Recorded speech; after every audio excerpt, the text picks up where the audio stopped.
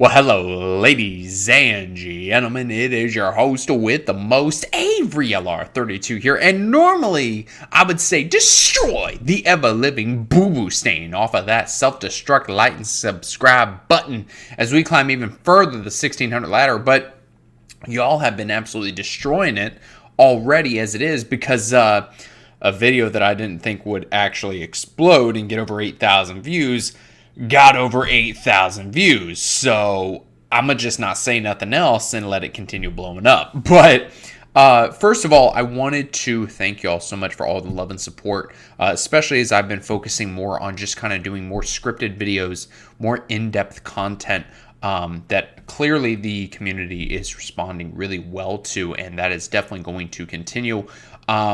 Something else that I wanted to mention as well before getting into this EDISON deck profile is that I didn't have a lot of images, actually really honestly none at all, in my Blackwing retrospective because I've been having issues with my editing software. I use EDISON to edit all of my videos, and I've been having issues with it, and so I was trying to attach images and it wasn't letting me, so that is why I ended up using gameplay and a deck profile as like the B-roll footage. So if that kind of, turned you off to the series, don't worry. The retrospective series, I'm hoping, with an asterisk, will continue as long as I'm able to keep making videos about retro formats and things if the support is there. So if you haven't seen the other ones, I definitely recommend you go check those out.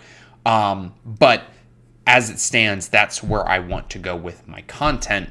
Along with that, as you know, or if you're new to the channel, maybe you don't know, I've been playing a lot of EDISON format, and I've really been experimenting around with the format. And I gotta tell y'all, if you want to break from modern Yu-Gi-Oh, play EDISON. It is such a fun format. It's a really good balance. Granted, it does have issues like Deck Devi and Trap Dust Shoot, but it's a really good balance between modern and slower paced Yu-Gi-Oh. Something like GOAT format has just been so solved over the years with basically Chaos Turbo, or aka Cookie Cutter Chaos, being the best deck, and you have all the blowout cards like Delinquent Duo and so on and so forth, that it's not as fun of a format, at least for me. But something like EDISON, especially with the frog cards, has been a lot of fun to play, ladies and gentlemen. And so I ended up conceiving this deck that, if you're an OG on the channel, you'll know why I came up with self-destruct button. But this is a frog FTK engine / self-destruct button deck, and we're going to explain why this works and how it works and all that in this video. But be sure to share it around, share it with your friends, your cat, your dog, your grandmama, whoever it is you want to share it with, because there is some, I would say, solid theory behind this deck that's actually just really hilarious. So if you like this kind of content, be sure to hit that like and subscribe button. I really do appreciate it. Let's dive into what this deck is all about. So if you keep up with EDISON, you'll know that there is the Fork deck, aka Frog Combo, aka Frog Synchro, whatever it is you want to call it. Essentially what I did was I took the Frog FTK deck list from the 2010 World Championship and applied that to EDISON.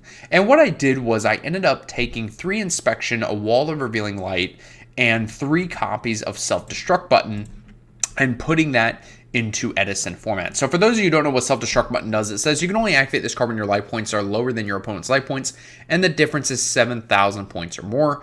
Both players' life points become 0. So back in the day, the way that this worked, and actually this deck didn't even become a thing until 2012, when an old YouTuber, shout out to The Gadget Guru, came up with a different deck list where you use like Destiny Hero cards and things like that to draw through your deck and hit Inspection or Wall of Revealing Light and Self-Destruct Button. But what you did back in 2012, when this deck was actually a thing, is that Game 1 and Game 2, you would use Self-Destruct Button. Game 3, you would go into Time. You would side deck in a bunch of stall and heal cards like Solemn Wishes, Golden Ladybug, Threatening Roar, things like that. And you would win in Game 3 by winning just that one game because you had higher life points.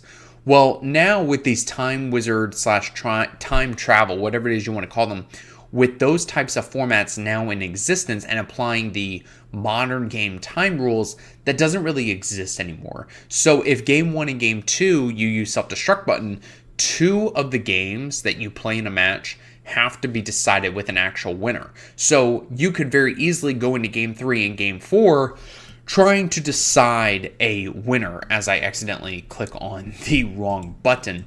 But by going into self-destruct button and having a draw, what you end up doing is that ideally by game 3, you go into time. And by doing this, you are able to solidify that you are going to win based off of just having one win under your belt and winning the match because you go into time. So back in the day, basically the way you get away with playing a self-destruct button deck is that you would tell the judge, if someone called a judge on you, you would say the point of my deck is for my opponent not to touch my life points except for me. And so we've implemented that similar strategy to EDISON format where you're not trying to slow play, you're not trying to stall. It's just that you want to hit inspection, ideally 2 of them, and or wall revealing light with a self-destruct button. And then after either game 1 or game 2, you side deck into Forg, so you actually have a win condition in order to beat the opponent. That is the overall strategy with this deck, right? So let's just get into the deck profile here. I want to say match, but deck profile here, and then we'll kind of explain as we go. So if you're familiar with EDISON format, a lot of these cards shouldn't be a surprise to you. We're playing 3 copies of Death Frog, 3 Dupe Frog with 1 Flip Flop, 2 Poison Draw, 3 Substitoad, 3 Swap Frog, 2 Treeborn, and a Unifrog. You play these frogs because you just want to thin through your deck. You know, the ideal goal is to summon Substitoad, special summon a Swap Frog, and then use the Substitoad to go through every single one of your frogs, use the Swap Frogs to dump the other 2 Substitoads, and then before you know it, you're much lower in your deck count. Anywhere between 17 to 19 cards left in your deck usually. Poison Draw Frog is nice because if you bounce a Swap Frog to hand, you can additional normal summon the Poison Draw, pitch, say like another Swap Frog to summon Swap Frog, use that to dump the Poison Draw, and then Poison Draw's effect will draw you an extra card, so it's almost like another Upstart Goblin. And that's really the main point of this, right? If you go through all your frogs, ideally you're going to end on double Dupe Frog, because trying to out a dupe lock turn 1 in EDISON format is actually kind of difficult, because most players, assuming that they're good and not dog shit, are not going to be main decking, you know, Lightning Vortex, Smashing Ground, things like that, unless they're just a bad player and they're playing some dog shit deck like Gadgets or something. But moving on to the spells, we're playing 1 card Destruction, 3 hand Destruction, which is nice, especially if you play against a dogshit player playing Dark Worlds. This sends, this doesn't discard. I ran into that a time or 2. 1 copy of Heavy Storm, just to blow away back row. 3 Inspection, 3 more Ray Agreed, 1 for 1 because it's broken. 3 Salvage, 3 Upstart because playing a 37 card deck is broken AF. 3 Self-Destruct button, and then Wall of Revealing Light. Inspection back in the day was really broken before Konami decided to change how the card worked. You can use this card as many times as you want in the opponent's standby phase. So you could say, okay, during your standby phase, I'm going to use Inspection 14 times, and then get yourself down to like 500 life points, and then that makes Self-Destruct button live. The only thing I'm not sure of is if you say that you're going to use Self-Destruct button, say 10, 12, 13, 14 times in the opponent's standby phase, if you have to do 1 at a time, or if you can do all 14 times at once, because if the opponent has MST, then they can just chain it, and then you're crapping all over the venue floor. Although obviously they're going to use it in the draw phase if they're not an idiot. But I don't think that you can just say, oh, I'm going to use Inspection, say 10 times. I think you have to do it 1 at a time, because I remember using it that way in 2012, back in the day when this deck was actually a thing. So do keep that in mind if you're going to play this. It's better to open up double Inspection in case your opponent opens MST, or if you help them draw into it with like hand destruction or something, or card destruction. So keep that in mind. Wall of Revealing Light is honestly the perfect way to go, because then you can just pay 7,000 life points as a cost. Even if the opponent chains MST, you can chain Self-Destruct button and tell them to eat your ass proper. So yeah, that's just the hilarious way of going about it. The extra deck is literally just a Forg extra deck. That's all you have to do. Yeah, there's really nothing to talk about it there. Side deck, you're side decking into Forg, right? It's literally the entire Frog Synchro deck, just you're not playing MST because you don't have space. So you're playing double Dandelion, triple Fishborg, the Gores, the Brain Control, the Foolish, the Giant Trunade, 3 Pot of Avarice, and 3 Reckless Greed. You're just not playing MST because you just don't have the space, unless you want to make it 41 cards and play MST or something. I don't recommend it though, because you're really kind of hurting your odds at that point of getting what it is that you need. That's the gist of how the deck works. It's really fun. It's really trolly. You're not going to be able to win on DB with this, because you can't win a match in a draw based on the time rules currently. As I yawn here because apparently I'm just really tired, let me go into solo mode if, assuming that my recording software on my PC is working fine and you're not just seeing a screen of the main deck. But looking at the main deck here, or our opening hand, we've got Heavy Storm, Moray, Unifrog, Dupfrog, Poison Draw, and Death Frog. So literally all you're trying to do, you're just trying to play this like Frog FTK. So like you're going to send back the Death Frog and the Unifrog. You're going to shuffle and draw 3. And your main goal is to hit Self-Destruct button and Inspection. So look, we already hit Inspection. We don't have a way to draw more cards, so we would end up just setting the Dupe Frog. But let's go ahead and just, boom, it's the next card that we draw is Self-Destruct button, right? So like we can pitch the Dupe Frog, like let's say that they run over it or some shit. So ideally, you would set the Self-Destruct button, activate Inspection. The opponent's standby phase rolls around. You'll end up using Inspection until you're at 500 life points. You'll activate the Self-Destruct button, and you'll offer a draw, and then you'll end up going to the next game, right? I accidentally hit the reset deck, but that is essentially how it would work as DB kind of takes a crap right here.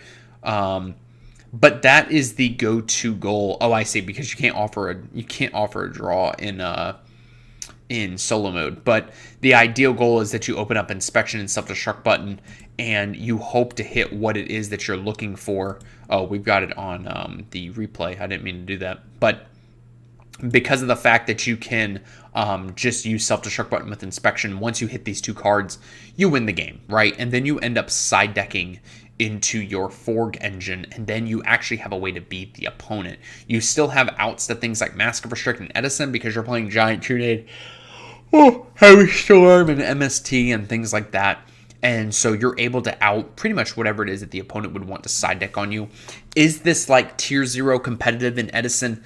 No, it's more of a troll deck than anything else. You know, you're not going to be going into an R-bet or like a fucking Konami sanctioned event and winning the entire thing with Self-Destruct button. But it is absolutely trolly, and you're definitely going to piss some people off with this because no one is expecting Self-Destruct button in Edison, right? Like, the only time people are expecting draws in a game is like if they're playing GOAT format with Ring of Destruction involved, right? Or like maybe last turn. But this deck is super fun. Having access to Substitute and Swap Frog, like I said, you're going to go through a bunch of cards in your deck.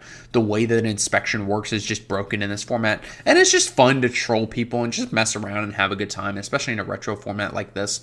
But guys, let me know what you think of this down in the comments below. It really is a fun deck to play. I really can't recommend it enough. Like I said, like if you can open up 2 Inspection and Self-Destruct button, that's good. If not, worst case, then like you're hoping to hit the 1 of Wall of Revealing Light with the Self-Destruct button, since paying with Wall of Revealing Light is a cost.